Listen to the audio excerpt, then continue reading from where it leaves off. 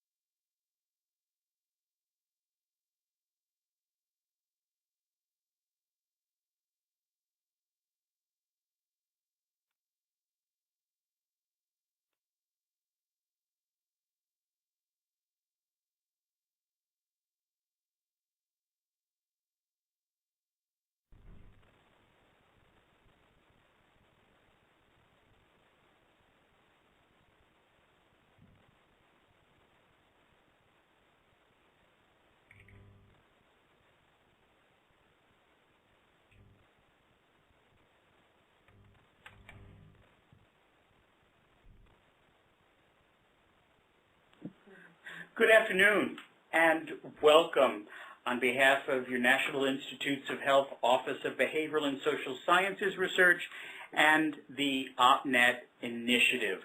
I'm Dr. Bill Elwood, your OpNet Administrator on the NIH campus with Drs. Isabel Estrada-Rosales and Nana Afari, greeting you for our first Minority Health Month webinar, one in a double series of webinars that OBSSR runs, and that when it comes to culture, health, and well-being, the OpNet initiative is running. You can get more information on that at opnet.nih.gov. More importantly, I'd like to turn things over to Drs. Mimi Victoria Chapman, the principal investigator of our for one of our OpNet R24 grants on culture, health, and well-being, and Dr. Keith Payne, both from the University of North Carolina at Chapel Hill. Very glad of the progress that they've made and that they are willing to start our series on culture, health, and well-being with their important and telling work. Mimi? Thank you, Bill. Thanks. It's really nice to be with everybody today. We're really honored to be kicking off this series. So I'm Mimi Chapman. I'm an associate professor in the School of Social Work at UNC Chapel Hill, and my colleague Keith Payne from the Department of Social Psychology is here as well, and we're going to be sort of trading off today to talk about our work on envisioning health. And Envisioning Health includes a large group of people, you'll see them on your screen, and a large number of disciplines. And we are working with a community agency as well. And our main focus is on the health needs and health inequalities that are experienced by Latino youth. Specifically immigrant Latino youth or Latino youth that are within immigrant families. And the literature tells us that there are a lot of barriers and inequalities experienced by this population, and we've listed some here where we can see disparity between the general population and between Latino adolescents in particular.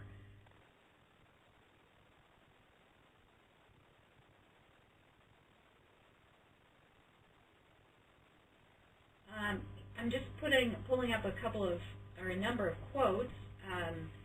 In Unequal Treatment, the Institute of Medicine put forth that part of the disparity may come from healthcare providers' treatment decisions, and some of those treatment decisions may have a basis in their attitudes and their own biases, and that may contribute to disparity. In a couple of different instances, we can see this by what people have told us. In the family planning context, there's evidence that low SES women experience disparities in care. Black and Hispanic women with lower levels of education seem to rate their family planning visits less positively.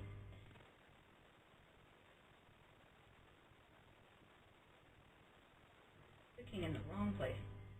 There we A couple more quotes sort of pointing out these disparities and ways that people experience care and experience their relationships with their providers in particular, and that has really become the focus of our work. So I'm going to turn it over to Keith for a few minutes to talk a little bit about implicit attitudes and the roles that they might play. Right. So one of the things that we're interested in looking at as a potential source of disparities and differential treatment on the part of healthcare providers is the fact that many people have implicit attitudes that lead to implicit biases, even among people who are well-intentioned and have no intention to discriminate. So implicit attitudes are evaluations or thoughts and feelings that come spontaneously to mind. They can come to mind even involuntarily, and they may influence our judgments, decisions, and behaviors without us knowing about it. That's in contrast to explicit attitudes, which are typically talked about as typically measured using traditional survey methods, polling, etc. And these are attitudes that you have to introspect about how you feel, formulate a response, and decide how to express it to on a survey or to an interviewer. And of course, that involves that allows a lot of biases to come into play, such as self-presentation and various motivations. That implicit attitudes are an attempt to measures of implicit attitudes are an attempt to get around. So implicit attitudes, as I mentioned, are built on these automatic associations that tend to come to mind spontaneously. And I just want to give you, instead of talking more about the concept, I want to give you a feel for what that's like with a quick demonstration. I'm going to show you a series of 5 pictures followed by a word fragment, and I just want you to think to yourself of the first word that comes to mind as a completion for that word.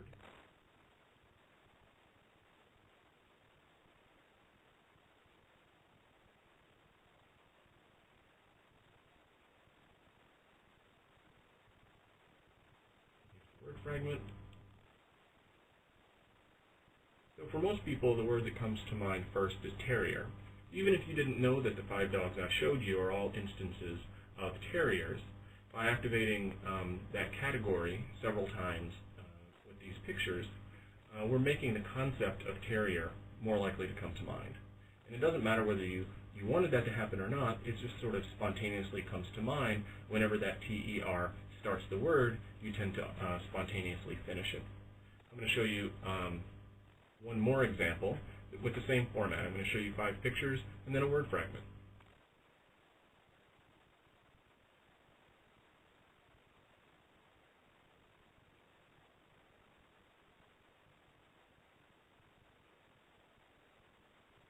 Here's the word. Now most people think to themselves the word terrorist in this condition, not because they believe that consciously that men from the Middle East are necessarily terrorists, but simply because this is part of the semantic network that we've learned from living in our culture. And so whenever I activate some parts of that schema or network, other parts of it are likely to come to mind. And the important thing about this little demonstration is that it shows that these mental associations can come to mind involuntarily. You don't have to try to think of terrier or terrorist, as the case may be. These associations don't really care whether you agree with them or disagree with them. They don't care whether you like them or dislike them. They can come to mind regardless of whether you consciously reject them. Now that wouldn't be such a problem if it wasn't for the fact that there's a lot of evidence suggesting that implicit biases, once they come to mind, they can shape thought and behavior, even if we're trying to be fair and unbiased.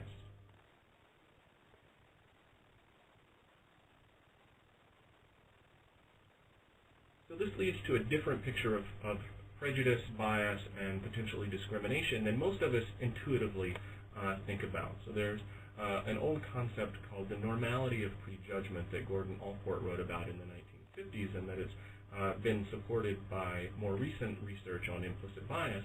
And that's the idea that instead of prejudice being some kind of character flaw that only resides in highly bigoted people. Prejudice can be a side effect of normal cognitive processes like categorization, association between ideas, drawing generalizations from our experience. These are things that are indispensable for normal thinking, but as a side effect, those same processes sometimes lead us to form implicit associations about groups of people that end up being stereotypes and biases.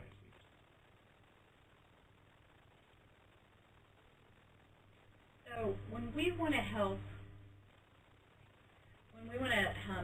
young people such as this to have great experiences in healthcare and to trust their healthcare providers, one thing that we need to do is to sort of think about people like this, and that is physicians that are under stress. And stress is particularly important in thinking about implicit bias because this is when it often comes out. Not the only time that it comes out, but certainly when we're under stress, when we're under pressure, that's when we really need our mind to help us with quick thinking, and so this side effect can come out in those sorts of situations. And so our study then is designed to try and get at that, to try and look at if we can modify implicit bias somewhere in one way or another among healthcare providers. And since we decided that, since the visual aspect is so important in implicit bias, we wanted to play with this idea of fighting fire with fire by using visual means to fight implicit bias. So that's what we're doing. We have a two-part intervention called Yo Veo Salud, meaning I see health. And it uses two different types of images. It uses professionally created images. We use images by the photojournalist Janet Jarman. She's an award-winning photojournalist that lives in Mexico, and we'll tell you more about her pictures later. And also patient-generated images that local Latino teens created and talked about with physicians. So it's a two-part intervention,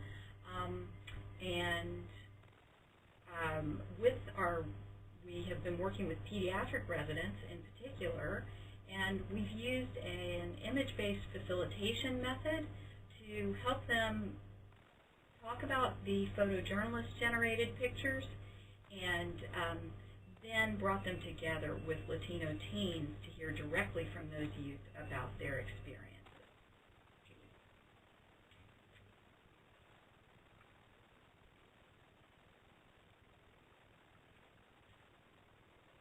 So we have brought together this big trans-disciplinary team to do this, and along with a community agency that is an advocacy agency, El Pueblo, for Hispanic youth and families in our state.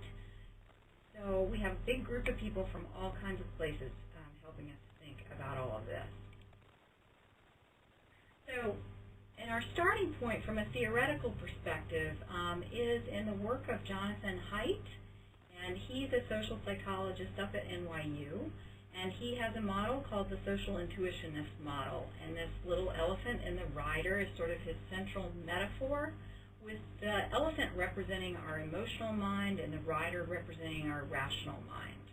And so his contention is, and many social psychologists' contention, is that often we are making judgments, and we have intuitions and judgments that come via our emotional mind, and then our rational mind engages afterwards.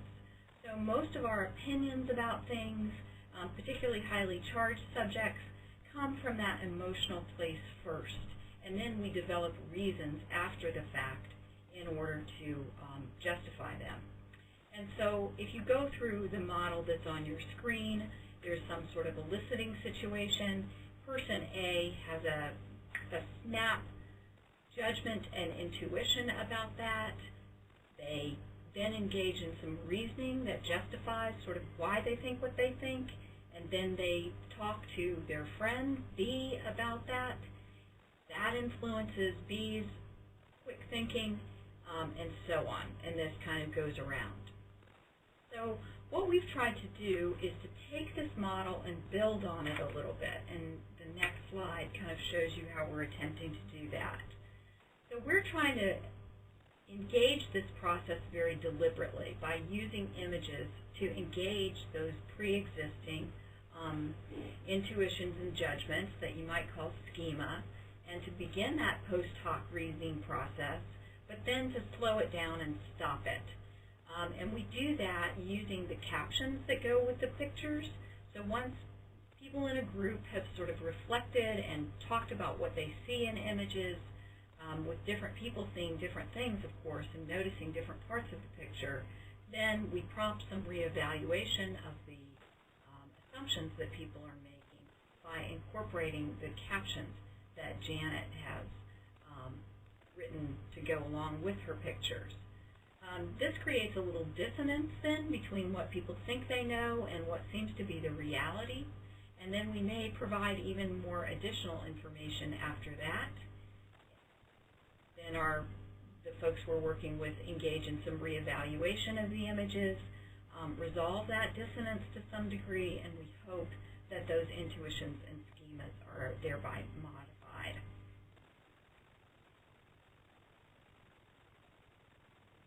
So in order to pilot test these ideas in the intervention that we created, we engaged with medical residents, and you can see sort of our design here. It's a post-test only cohort design, so that we had incoming first-year residents and exiting third-year residents in our control condition, and second-year and third-year residents were in the intervention condition. We had a number of study outcomes. We wanted to actually measure implicit bias, and we're going to talk a little bit about how we did that in a minute. And then we had measures of explicit attitudes as well, and those are the first measure that you see, the affect misattribution procedure, is our implicit measure, and then the other three are explicit measures. I'm going to turn it back over to Keith at this point. So the implicit measure we're working with is something called the affect misattribution procedure. This is an implicit test that my colleagues and I have developed over the last 10 years or so to measure those automatic, spontaneously occurring evaluations, attitudes, and biases that come to mind. And the way this works is it's a computerized test. You can take it on via the web or in the lab, as the case might be. And on each trial of the task, participants see a series of images flashed quickly on the screen. So in this example I'm showing you here, the first image, which we call a prime image, is cute little puppies. That's flashed quickly, and then it disappears. It's not meant to be subliminal. It's supposed to be visibly seen, but it just flashes quickly and then goes away. It's followed by an ambiguous object. In this study we used Chinese pictographs because they're ambiguous in meaning to our subject population at least, and they tend to be ambiguous for most people in terms of how aesthetically pleasant or unpleasant they look. So the participant's job is to judge whether the Chinese pictograph, which disappears and then is replaced by black and white noise that looks like snow on a TV screen, they judge whether that pictograph looks pleasant or unpleasant, or other kinds of judgments as the case may be. And they're told that the whole point of this task is that the primes could influence their judgments of the pictographs, but their task is to avoid being influenced by the prime and just judge the pictograph based on its own merits in terms of whether it looks pleasant or unpleasant. But we know from lots of research that people have a hard time disentangling how their affective reactions are driven by the prime photos versus the target pictograph. And so as a result, they tend to confuse the two and end up rating the pictograph pleasant whenever they like the prime image that was preceding it. They tend to rate the pictograph unpleasant whenever they dislike the prime image that was preceding it. And so over the course of dozens and dozens of trials, we can get an idea of whether participants find that first image, the prime image, to be pleasant or unpleasant.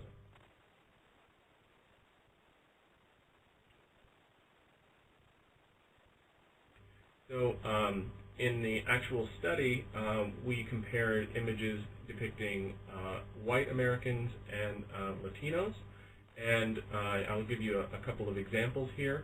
We tried to match the photos on various characteristics. So here you see two young males, one white and one Latino, dressed in similar ways. Here you see two women, one white and one Latina, both pregnant in this case,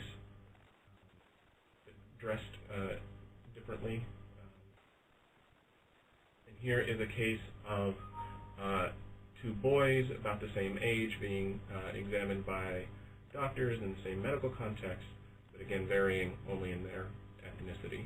So these are just a few examples of a larger set of images that we pulled together for the purpose of measuring attitudes toward, or implicit bias toward Latinos versus whites. Okay, so I'm going to take a few minutes to tell you a little bit about our intervention, Yo Veo Salud, and this is always a really fun part because we get to talk about Janet's wonderful pictures and also the pictures that the youth created, which are quite amazing. So first, let me talk to you a little bit about Janet and who she is and what she does. So as I said, she's an award-winning photojournalist, and she lives in Mexico, and she has been following this young girl and her family for about the last, coming up on 18 years now, I believe. And this is the first photograph that she took of her many years ago now, I think in 1996 perhaps. This is where we start. So we might start with an image like this and ask people in the audience to tell us what they see. So you know more than they know when they start. And people see a wide variety of things depending a lot on who they are and what their professional background is. Some people might speculate that this is an image of carefree childhood with a child who's been playing all day, her hair is in the wind. They might look at the markings on her face and say she has been eating ice cream, she's been enjoying that, and isn't this lovely? Somebody else might say, a physician, a pediatrician might say, well, she looks pretty well nourished. I'm a little concerned because she doesn't look very clean right now, but she looks well nourished and her eyes are bright and healthy. And someone else might then go on to say, but I wonder about those eyes. There's a kind of what's she staring at? She looks kind of solemn and sad. What's she thinking about? Somebody else might focus on the background of the image. That's sort of a beautiful but ominous sky in some way. And so there begins to be within the group a diversity of perspectives about what might be going on. So using the image to both have an initial judgment of what might be going on, but then really trying to slow that down. What people then learn from the caption is that this little girl is working on a garbage dump, and she's been working all day, and she is waiting for the next load of garbage because this is what she and her family do for a living in Matamoros, Mexico, is work on a garbage dump. And this is always kind of a shocking moment. I'm just going to go to the next image where you can see that whole picture more clearly, or not the whole picture, but a different picture of the family on the garbage dump. And one thing that participants learn is that in the course of working there, the family, or this little girl, came across a corpse, and that was a prompt for her mother to move the family without documentation across the U.S. border. So this begins to sort of set up a narrative and set up a story that we can then use to help people create a more, perhaps give them some history, some knowledge about their patients' lives that they may not have had before. Now this is one single story for sure, and we don't want to set it up that this is every immigrant's story by any means. And to do that, we bring in other data as well about how kids are doing generally in this population, their views of school, using both quantitative and qualitative data. So I'll just flip quickly through a few more of Janet's images. You can see there are things about growing up and adolescence, there are things about school and about friendships, things about what happens when kids start to date and get into relationships, living between two worlds, kind of having a trans-border life between the U.S.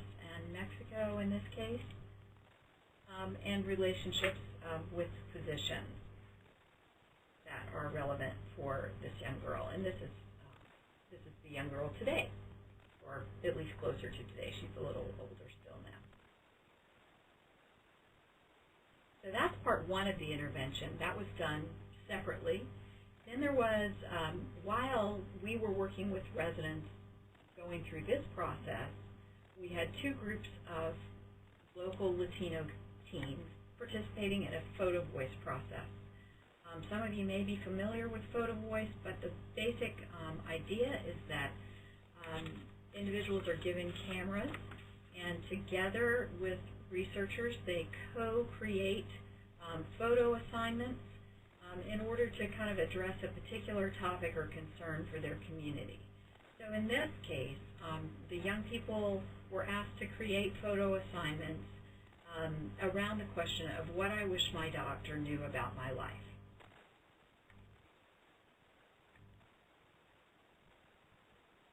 There were two groups of youth that worked separately, and these were the different photo assignments that they answered. So the one group asked what I wish my doctor knew about how my heritage affects my health, about how crossing the border affects my life, how my education affects my life, and how the challenges of paying for health-related things affects my life.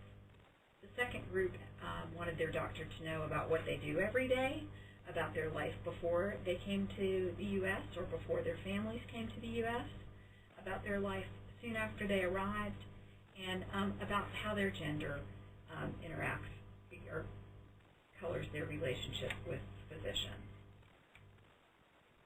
And these are some of the things they told the physicians when they met with them. We had a big forum and with a nice dinner catered by a Salvadoran restaurant, and the kids sat down with physicians and showed them their pictures and talked about it. And there's a long process to this. The kids together choose which pictures and which quotes to show, and there is a facilitated dialogue process showed that they go through in order to talk about their pictures. So this one, showing this door that is closed, it's hard to develop good relationships with doctors because they don't seem to care about who we are as Latino and Latina youth. They don't want to know and ask about the experience that have shaped us or how they affect our daily lives. So kids are, at least these young people were saying that they really do perceive that that people are not necessarily interested in their life. And this was fascinating because what we actually heard from physicians was quite the opposite. They were saying, I'm afraid to ask questions because I don't want anybody to be offended. I don't want them to think that I'm asking for some reason that would make them nervous about their documentation status or anything like this. But through this process, I think that many of the young physicians sort of learned it's better to open the door and ask the question, and then people can choose whether or not to answer it. The young people talked a lot about stereotypes, and they talked about this in different places in their life. So not only did they feel sometimes stereotyped in the medical setting, they felt stereotyped at school, they felt stereotyped out in their community. And so that in this photograph with a police car, there are some young people, if you look closely at the picture, in the background. And this young person that took the picture said, you know, this policeman is going to think that these young people are up to no good, and that may or may not be true, but that's going to be the assumption. They talked a lot about their families and how their parents sometimes lost power in both the medical and in the educational settings, largely because of language. And these quotes sort of illustrate that. And this one too. Language is more than just words. So they, on the one hand, they want to preserve their language, and they see that as a very important part of their identity, but they also recognize that it can be used against them and sometimes used against their parents, and take power away from their parents, which I find particularly interesting if you think about sort of adolescent development, wanting this independence from parents on the one hand, but they sure don't want other people to be taking away their parents' power. So that's an interesting nuance.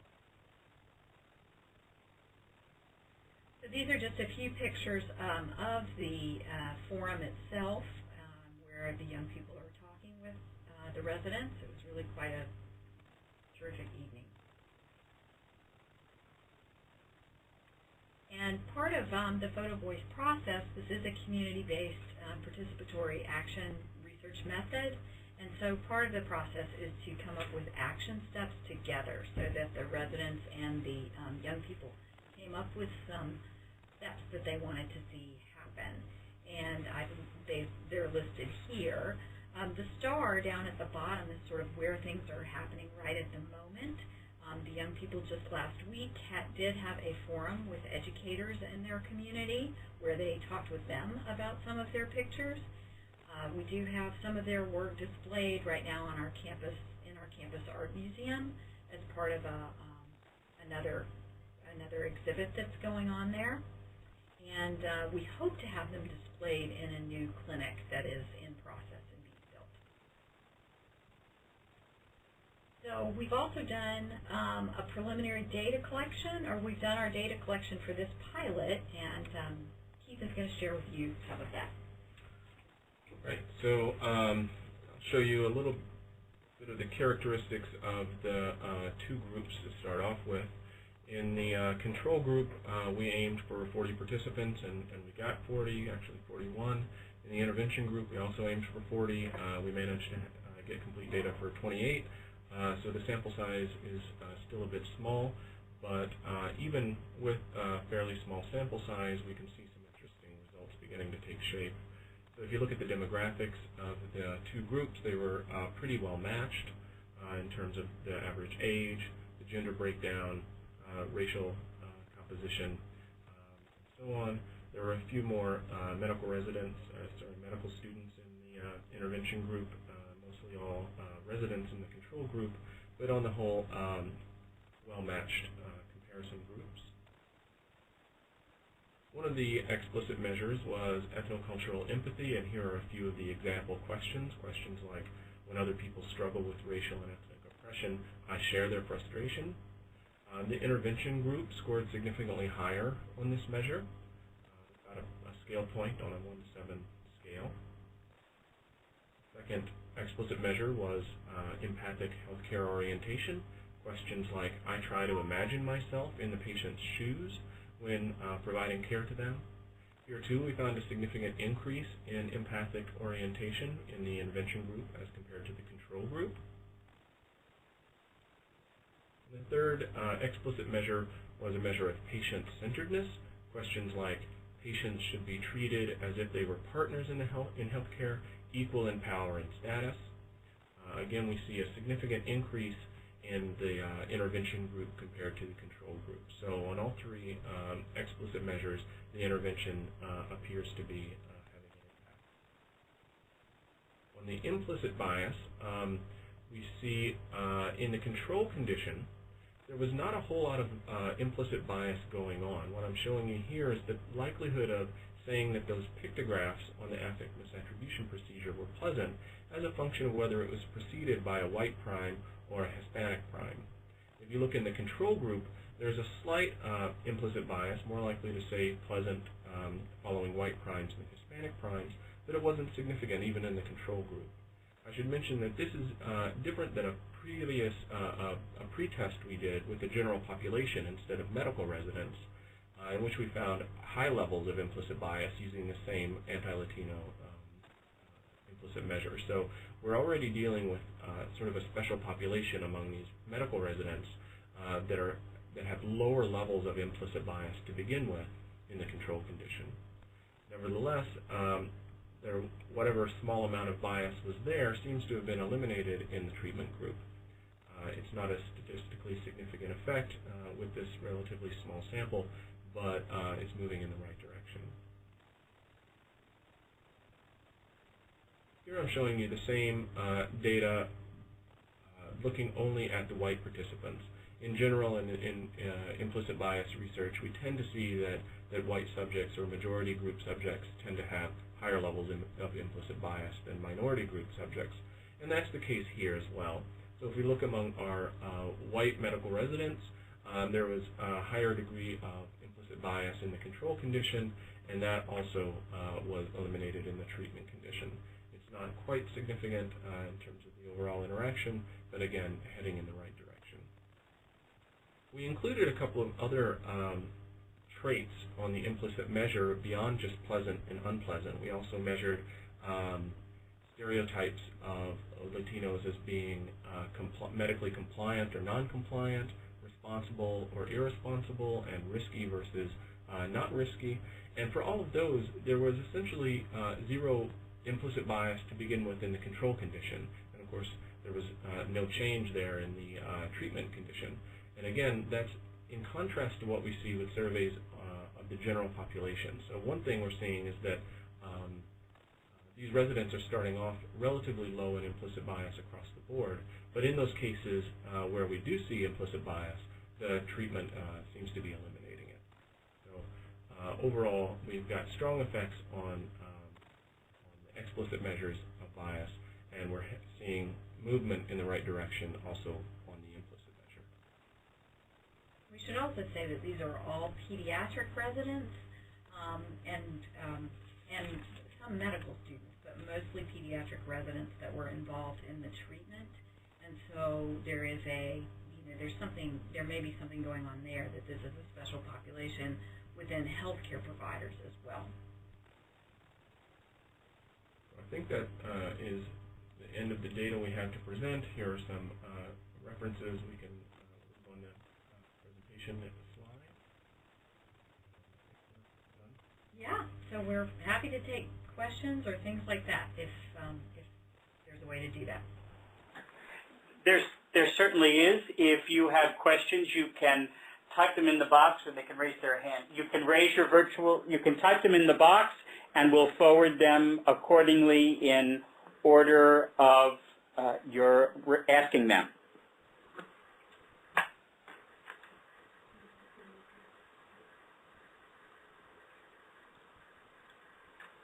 Can they see?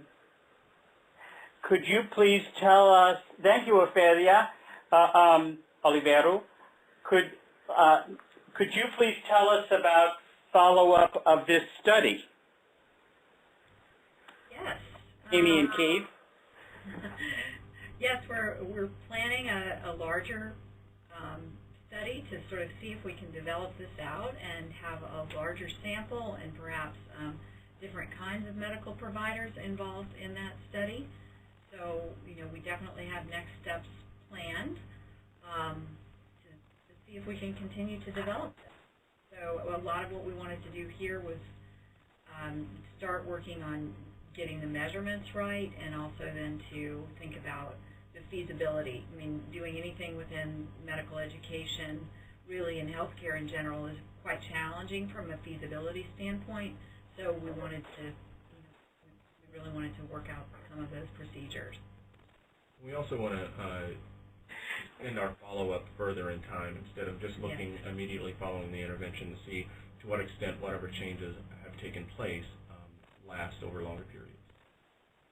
And of course, eventually, we'd like to see if we can see an actual difference in patient perceptions of care as well as health outcomes. Thank you. Ophelia and all other participants, if you, although we will archive and make this presentation available, you also might want to go to OBSSR's blog, The Connector. That's connector.obssr.od.nih.gov, and one of our recent postings is a guest blog that Mimi wrote that provides you more on their project in print. Ashley asks, are you aware of any similar intervention studies that have been conducted that focus on African American patients? Not to my knowledge. Keith? Not really. As part of this project, we also did a systematic review of the literature, and although we found a number of studies essentially documenting the existence of implicit and explicit bias among healthcare professionals, we found very little in the way of intervention aimed at actually changing bias, either for Latino population or for African Americans. Thank you. Back to Ophelia, following up on Ophelia's question, if you registered for this event through the Eventbrite invitation, we will send a link to all of the participants in today's webinar, which would make it easy to disseminate for you. Mark Lindner would like to know if you can show or discuss the results for the non-white subjects, and also I'll get to you in a second, Kelly, were group effects for the white subjects driven by a few outliers? That's a good question.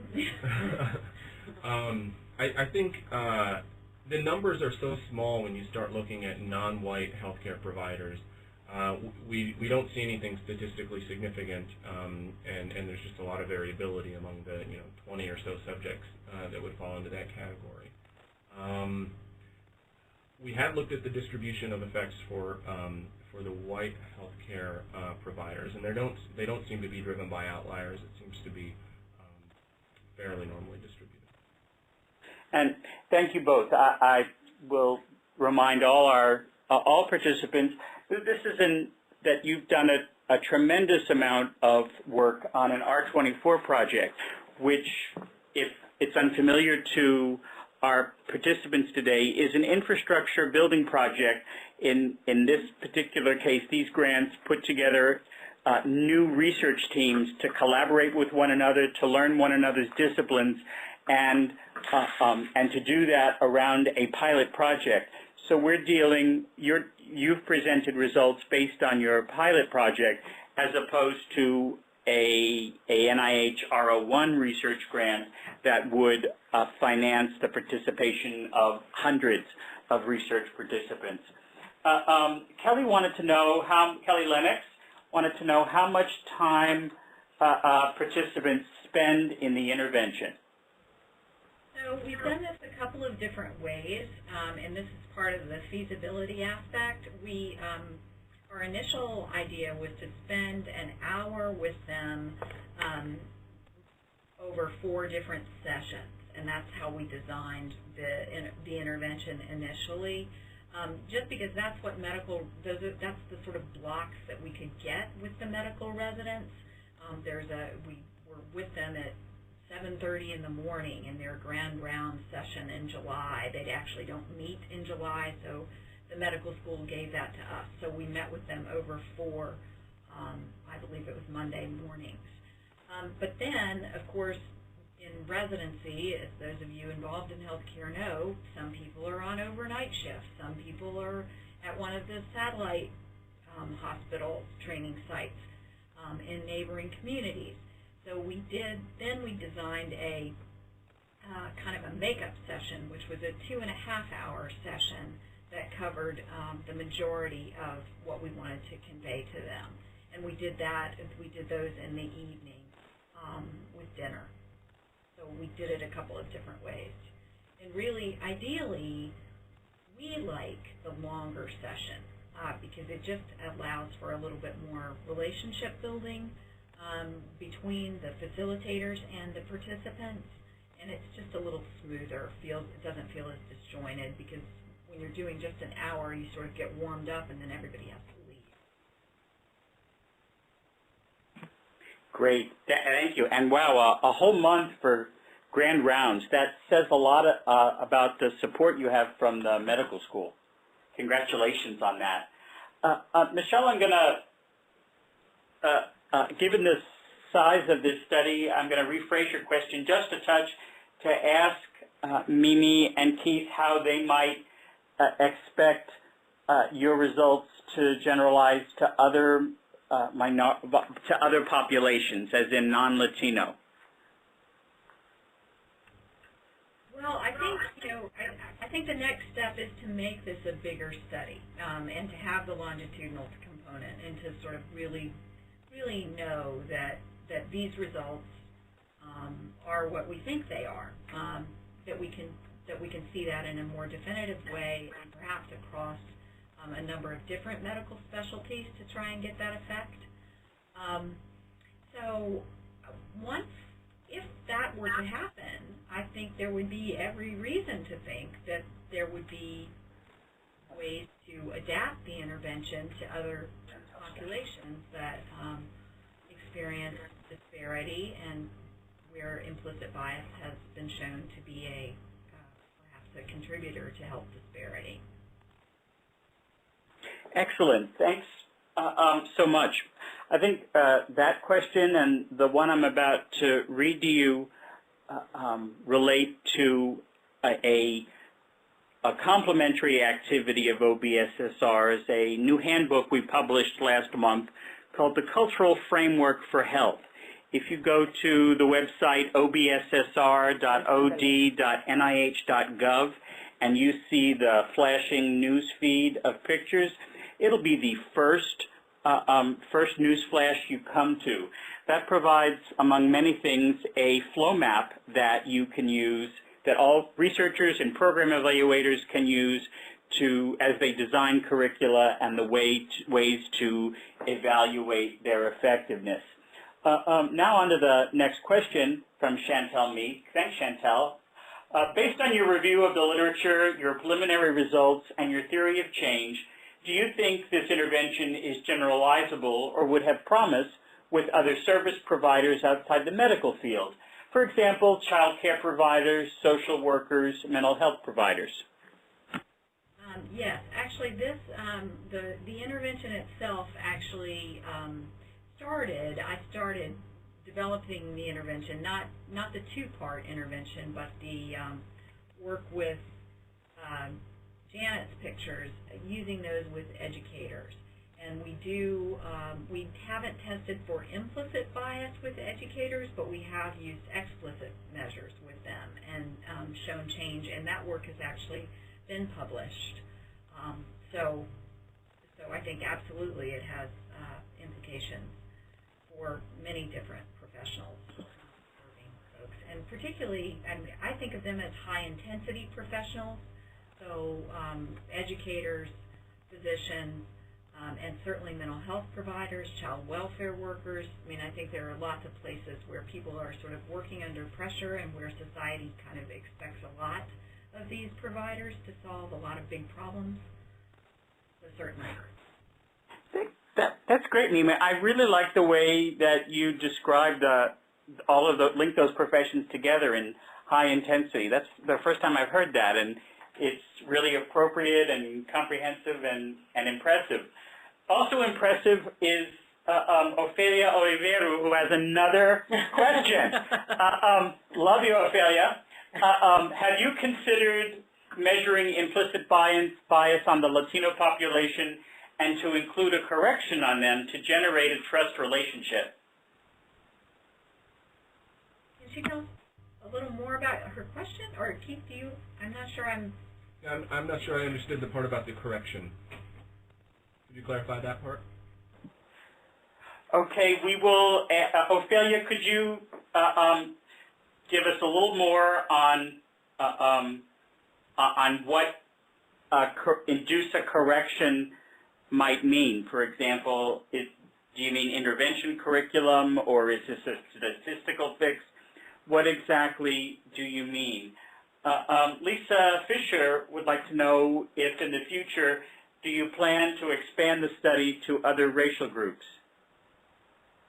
Yes, I mean, certainly, once we get this intervention where we want it, I think that would be a very logical next step.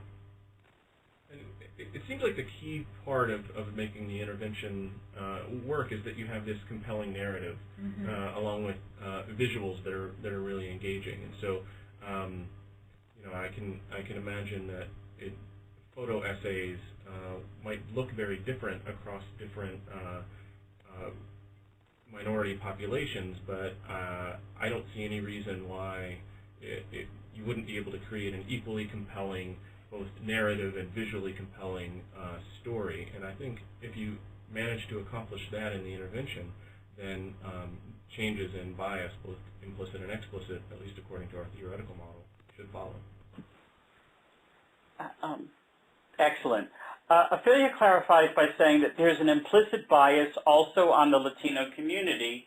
I guess it could be a way to explore it and understand it, to be able to provide a two-way mechanism to establish trust. I see. Yeah, it's really interesting. I mean, there is a lot of research in general showing that implicit biases exist not only among the majority groups, but also among minority groups. So there's a lot of evidence showing that, on average, African Americans also show some kinds of anti-African American bias or pro-white bias. And there's a little bit on Latino population showing that those stereotypes are also prevalent among Latino groups. I don't know that we've thought much about extending the intervention to the actual, minority group populations, but I think it's a good point that these biases are not existing solely in the dominant group. We did, I mean, this doesn't exactly speak to your question, but the young people that were involved in the intervention, we did, the Photovoice team did show them Janet's pictures and talk to them about what the residents were going to be experiencing, and so they had a chance to sort of think about those pictures as well. And it wasn't necessarily to do with changing their perceptions about anything. It was more to make sure that they were had a full understanding of all that was going before what they were going to be presenting. Okay, I was going to warn Ophelia that Chantal was catching up on her and being my favorite participant this afternoon, but she's got a couple of follow-ups while you were speaking. First, though, I'll turn to Chantal. Can you share the reference of the intervention with teachers that you referenced? And although you may want to say it orally, if you provide it with us, we also can share that when we write all the participants who registered on Eventbrite. Yes, so we have a number of publications about that, and the one that talks about the actual findings is published in the Journal of Research on Social Work Practice, and I can send that citation. I'd have to pull up, my CV to actually get it, or if anybody wants to look me up on ResearchGate, it's on there in full text. You can download it directly. Oh. I'm happy to send that. I don't know whether it'll mess up everything to try and do that right now. No, you can send it.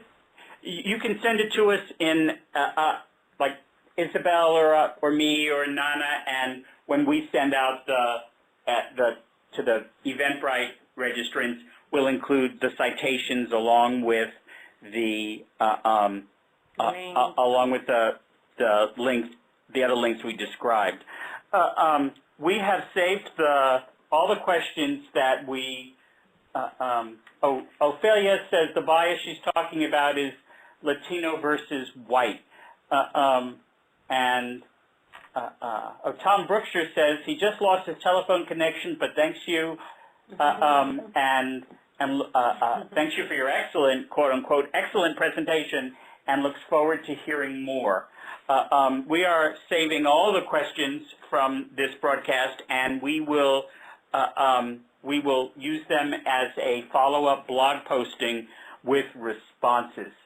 Patricia Pacione wants to have just a comment. I think it would be much more powerful to correlate this with how this relates to patient safety. An inference can be made that high bias against a certain group of people could decrease patient safety and then increase health disparities between the groups. Yeah. I totally agree, yeah. Yeah, absolutely. We have to sort of build, I think, to getting to those sorts of outcomes, but that's the path we're on. Ophelia thanks us for this great webinar, and we thank you and all the folks who have posed such compelling comments and questions. Isabel, do you want to? Thanks for having us. Thank you. Okay, I was going to, those of you who don't know our communications doctor, Isabel Espada-Portales, she did a marvelous job wrapping up our grantees workshop last month, so I just offered her the opportunity to wrap up this webinar, but she courteously declined. So I want to thank both Mimi and Keith for the work that they put into creating this special webinar, which we will save and archive, and we have our own action items for that. We look forward to sharing the connector blog posts and all of the citations that we can provide, and everyone's participation in our future webinars. Thank you all so much. Thank you, Keith and Mimi, and we'll let you all return to your afternoon, and Mimi and Keith some celebratory time.